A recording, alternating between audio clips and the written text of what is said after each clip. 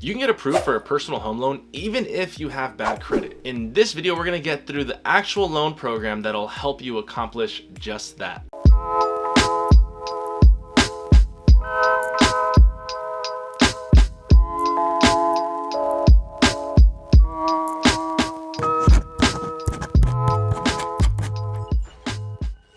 To start, I want to refresh your memory on what the 4 main types of personal home loans are out there. So if you're a veteran, you're going to want to look into the VA loan or the Veteran Affairs loan. If you live more in a rural area, like agricultural area, you can look into a USDA loan, which is the Department of Agriculture that gives you a loan. If you're looking for a regular mortgage, you have over a 620 credit score, and you're just looking for some conventional financing, then you're going to want to go the conventional route. But if you have under a 620 credit score and you might have a little bit more debt than average, that's when you can really consider the FHA loan. It's kind of cool because the government and the FHA are working together to try to get homes into the hands of everybody in the United States. They're coming up with programs that really are trying to help. I'm usually not super pro-government or super stoked on everything that they do, but I know when they're trying their best to create initiatives to help everyone. So how are they doing that in a game where it seems it's impossible to get your credit score up, especially if you have high debts which affect your credit score? Let's get into the FHA program and we can talk about the pros and the cons and what the long-term strategy is. So why would you even want to consider an FHA loan instead of just working on building your credit up or paying down your debts? Number one, people get into a home to obviously call a place their own so that they can pay their own mortgage instead of paying somebody else's mortgage. And home prices aren't getting any cheaper. People are waiting for the market to crash, but in reality there isn't even supply because the government again is helping people who may have lost their home with modification programs so they can stay in their home longer, or with mortgage support so they can add on the mortgage to the end of their loan so that banks don't foreclose on them. So again, the government wants to prevent another 2008 housing crisis. So they're working with banks hand in hand to make sure that homeowners can remain in their home as much as possible. So that's where you come in. How can you get into a home now that can benefit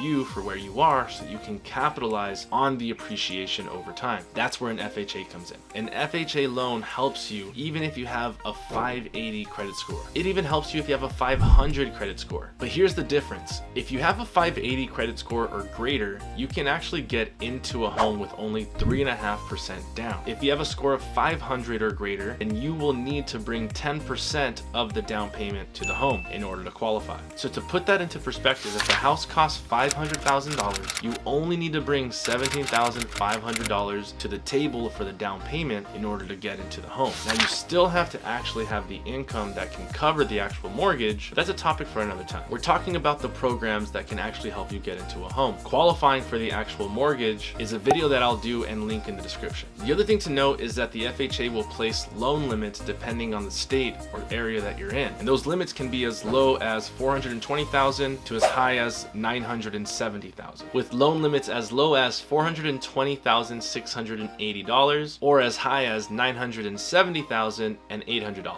They place these loan limits out there so you're not buying $2 million homes with only 3.5% down. And again, they're really trying to help those individuals that might buy a home for under $1 million, which is pretty reasonable if you ask me. The other pro is the debts that they allow you to have. So even if you have higher debts, you could still qualify. For more specifics in terms of how much debt you can have, you have to take into account your debts and divide it by your income. And if that number is under 45%, you have a pretty good likelihood of qualifying. So now let's get into what the catch is, or some of the cons that you might see. The FHA isn't going to help you just buy any home. The doors can't be hanging off the screws, your curtains and windows can't be all broken, your stove can't work, and your refrigerator can't work. Again, they're trying to help you get into your first home, possibly your second home, and they want to make sure that you are moving into a home that's good for you. So if there's any asbestos, which was known to cause cancer, that is found on the property, that's going to have to be taken care of by the seller or by you. If there's chip paint on the inside of the house or the outside of the house, that's going to have to be taken care of. If there's staircases that don't have handrails or they're super wobbly, that's going to have to be taken care of. The appraiser is the one that's going to be doing all these checks on the property, so rest assured that they're actually looking out for your best interest. And like everything, it doesn't always come free. The FHA has to find a way to ensure all the property owners that they're helping developing. So if a bank lends to a homeowner and that homeowner defaults, the FHA insures and recovers that bank for the default so that the bank isn't losing money giving these loans away. And that's exactly the value of the FHA, where they're responsible for insuring the loan when the bank gives that loan to you. So in the event of, who knows, 100 people,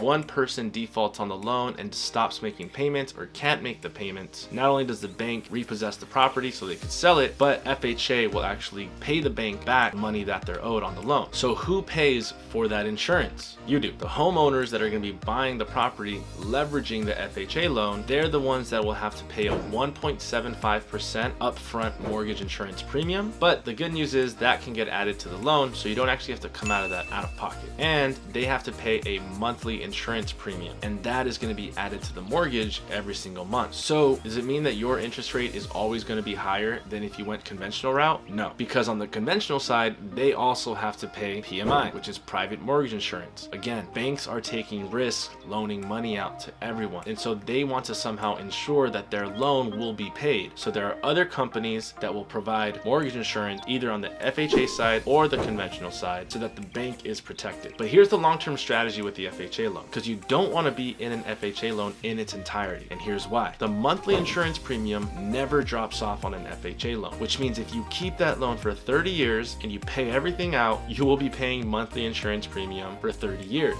However, on the flip side, with the conventional loan, you only have to pay its private mortgage insurance until you achieve 20% or 22% equity. So it's in your best interest to, when you achieve 20 to 22% equity, you could refinance into a conventional loan. It's even possible, if I were you, to consider refinancing into a conventional loan sooner if the interest rates are better and the private mortgage insurance is better. I'd highly recommend liking and subscribing to this channel so you can continue getting value, and reach out to me if you want a one-on-one consultation on what type of loan is right for you. So if you're watching this video and you're just trying to get into your first or second property and you think the FHA loan or a conventional loan or a USDA or a VA loan is right for you, go ahead and reach out to me. I'll leave my email in the description, and you can also reach out to me on Instagram at @itsFernandoCorona, and I look forward to helping you build your wealth legacy.